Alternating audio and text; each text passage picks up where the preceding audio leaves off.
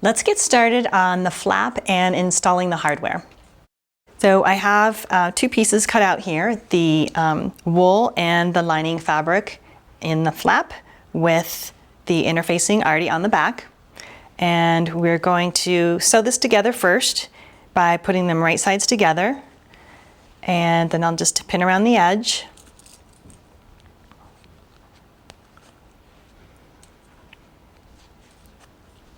And we're going to sew the sides and around the bottom, but we're going to leave this top edge open.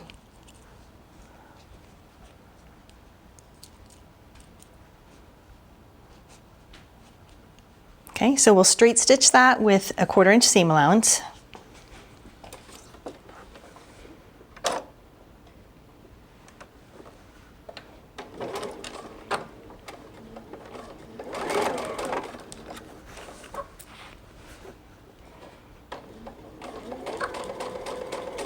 And you're just going to want to sew straight down the side and then take that curve real slow.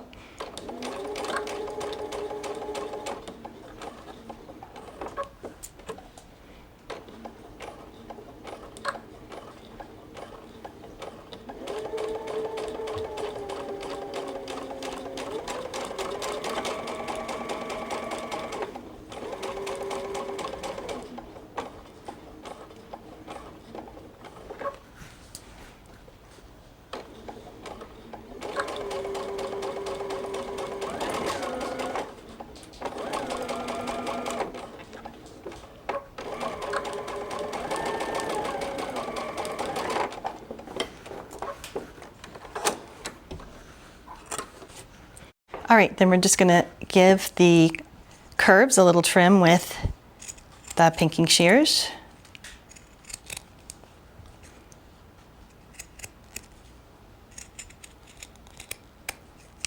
All right, then you can turn that right side out through that top opening.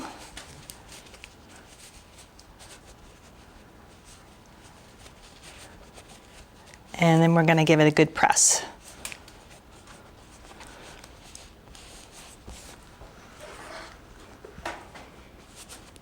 I'm going to press it from the lining side.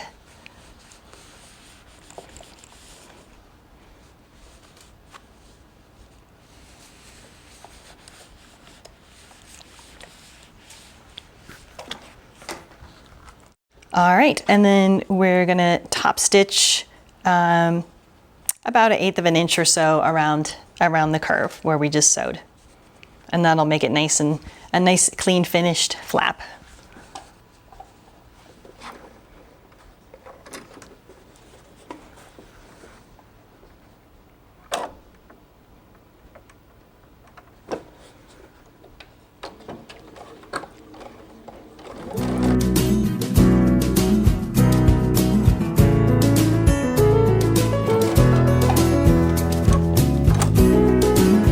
Now it can be kind of tricky to sew on a curve like that. So I think since you've got a pretty small piece here, if you attempted a flap and it came out really wonky and you weren't really happy with it, just feel free to throw it away and do another one, because you're not wasting that much in materials, and it's just, you could even do a practice one if you wanted to with different fabric. But the curves are tricky and it takes practice, so don't be afraid to practice.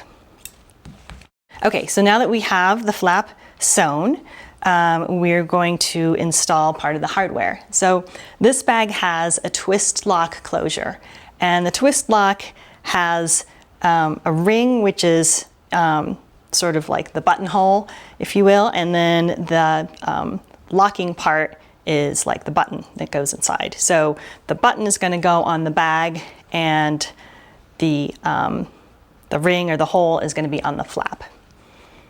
So if you remember, you have pattern markings on your templates. So I'm going to go ahead and use my template as a guide here. And remember, the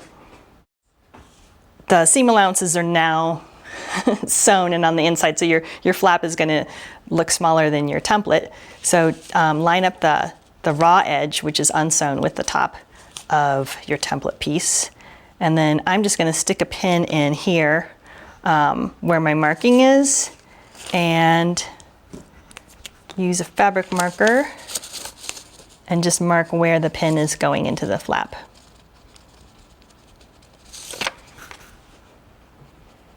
So basically that is the mark. And then you're going to use the piece of hardware as your guide for cutting out the hole. So I'm going to trace inside this little oval.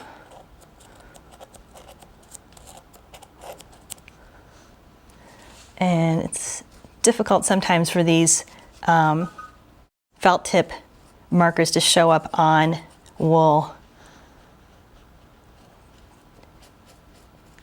So let's see. Well, you might have trouble seeing that, but I can see it, so I'm going to get started with the cutting. This is a process where it's a little back and forth. You'll start cutting, and then you're going to want to cut just a little at a time. You can always cut more. And it is pretty nerve-wracking cutting into your bag or a part of the bag that you've just finished and you like. But it must be done. It's all part of the process. So you're cutting through all the layers here, the wool and lining and the interfacing in between. Okay, so I am going to just pop this on here to take a look. And you can see that I need to actually increase the hole a little bit bigger at the top and the bottom.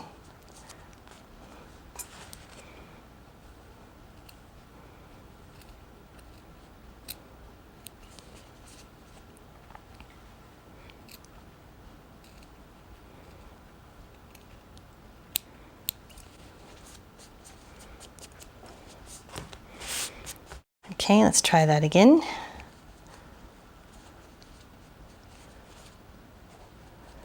All right, a little bit more. I'm going to trim it from the lining side.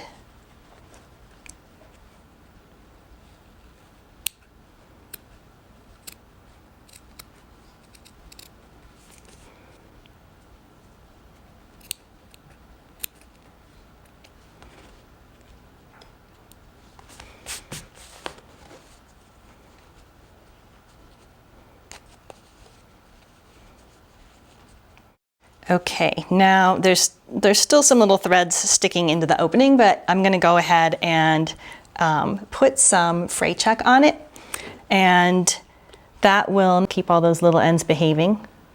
All right, that'll help keep that edge neat, and then we'll put on the other part of the component. But you can kind of like shove these little edges down into the groove of the hardware.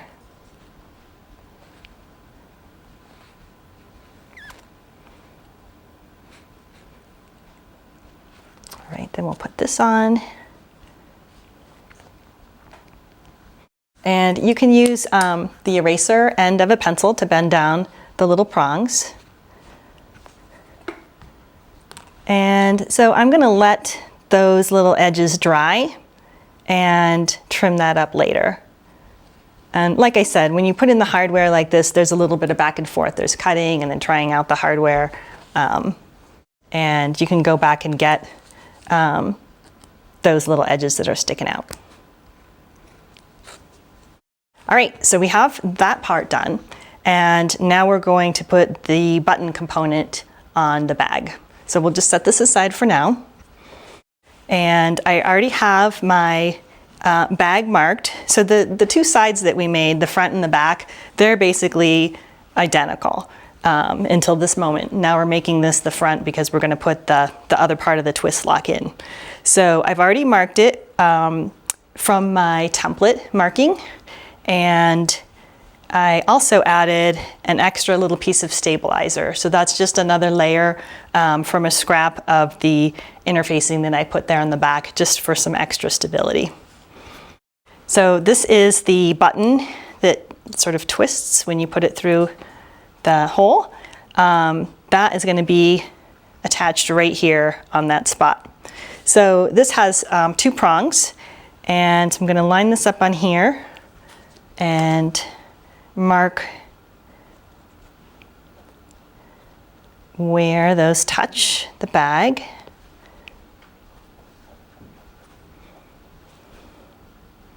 So I know where to cut.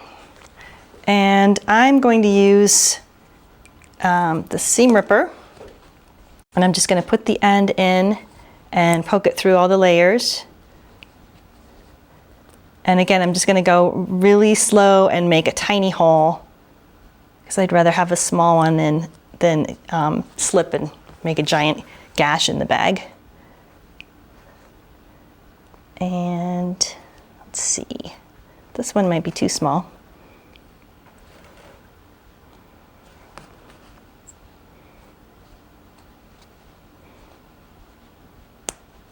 All right, so that's through the bag and through the stabilizers. So I'm going to go ahead and put some fray check there as well.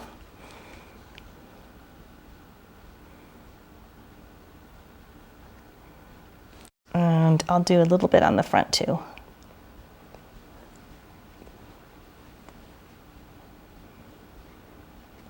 Some people also like to use a special glue for their hardware to make sure that it stays put, but I have a tendency to be kind of messy with glue, and I haven't really had a problem with hardware falling out without using glue, so that's just an option if you'd like. All right, and then we have this little washer piece that slides over on the back. And then we're going to use our eraser again from our pencil. And some people like to bend the prongs in towards the center, and some people like to bend them away from the center. So it's just a matter of personal preference. I'm going to flip this over so I can put this on my work surface. And I'm going to bend them in towards the center. And then it's always hard to get the second one down, so what I do is take it over to a hard surface and then push it from the front.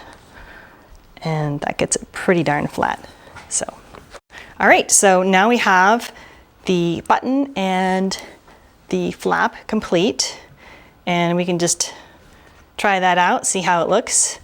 And in one of our next steps, we're going to be attaching this to the back of the bag. So now we have our closure done. And the next thing we're going to work on is the strap and then the little tabs at either side of the bag.